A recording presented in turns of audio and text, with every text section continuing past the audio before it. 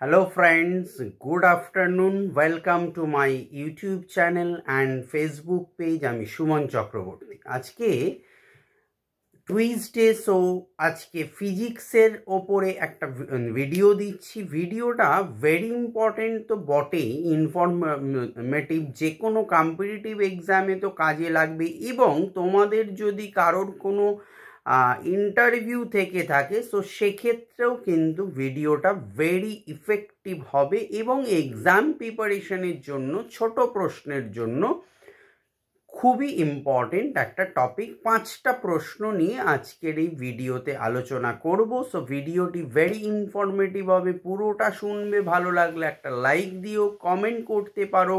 তোমাদের কোনো রকম ভিডিওর প্রয়োজন হলে চ্যানেলটি সাবস্ক্রাইব করে পাশের বেল আইকনটি প্রেস করে রেখো এই ধরনের নিত্য নৈমিত্তিক ভিডিও পেতে। এবং যারা টিউশন নিতে চাও, class 10, 11, 12 arts degree course, history honours and general papers, competitive এক্সামের সমস্ত প্রিপারেশন করানো হয়। বিগত 21 বছর ধরে আমি টিউশন করাই, এবং স্পোকেন ইংলিশ যদি কেউ শিখতে চাও, ডেসক্রিপশন বক্সে নাম্বার দিয়েছি, তাও বলে দিচ্ছি, 8910618541 ইম্প্যাক্ট ইনস্টিটিউটের নাম্বারে তোমরা কল করতে পারো।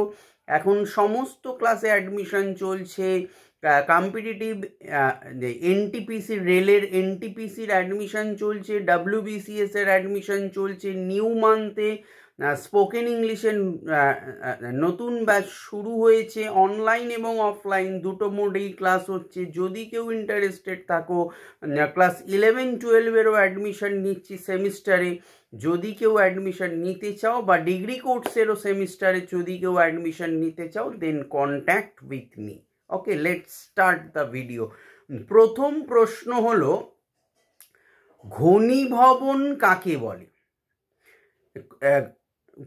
কোনো পদার্থের বাষ্পীয় অবস্থা থেকে তরলে পরিণত হওয়ার ঘটনাকে ঘনীভবন বলে। কোয়েশ্চেন নাম্বার 2, পরীক্ষার সাহায্যে ঘনীভবন বুঝিয়ে দাও।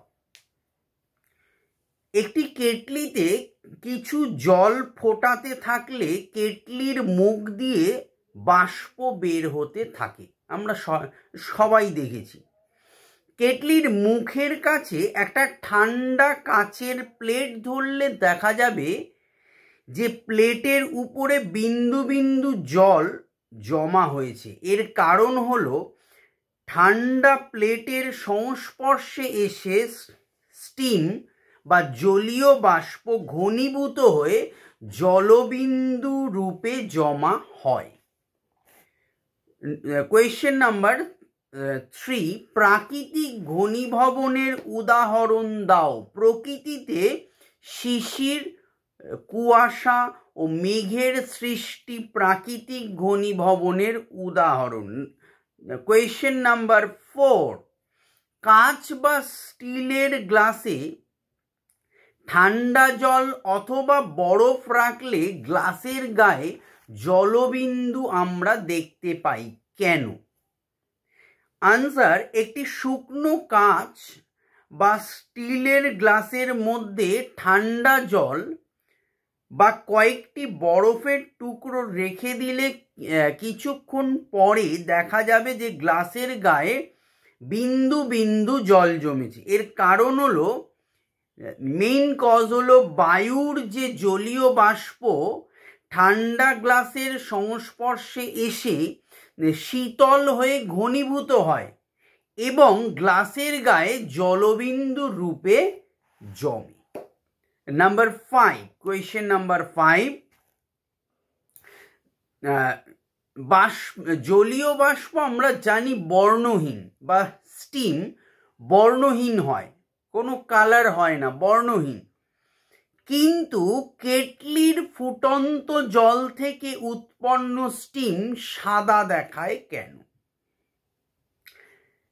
আনসারটা হলো, স্টিম বর্ণহীন গ্যাসীয় পদার্থ, কিন্তু কেটলির ফুটন্ত জল থেকে যে স্টিম বের হয় তাকে সাদা দেখায়। কেটলির বাইরের উষ্ণতা স্টিমের উষ্ণতা অপেক্ষা অনেক কম, তাই বর্ণহীন স্টিম কেটলির মুখ থেকে বাইরে বেরিয়ে অপেক্ষাকৃত ঠান্ডা বাতাসের সংস্পর্শে এসে ঘনীভূত হয়ে জলকণায় পরিণত হয়। জলকণাগুলি স্টিমের সঙ্গে বায়ুতে ভাসতে থাকে। ওই জলকণাগুলির উপর আলো পড়লে স্টিমকে সাদা দেখায়। সো ভিডিও ভালো লাগলে শেয়ার করো, লাইক করো, চ্যানেলটি সাবস্ক্রাইব করে আমার পাশে থেকো। ভালো থেকো। All the best. বাই।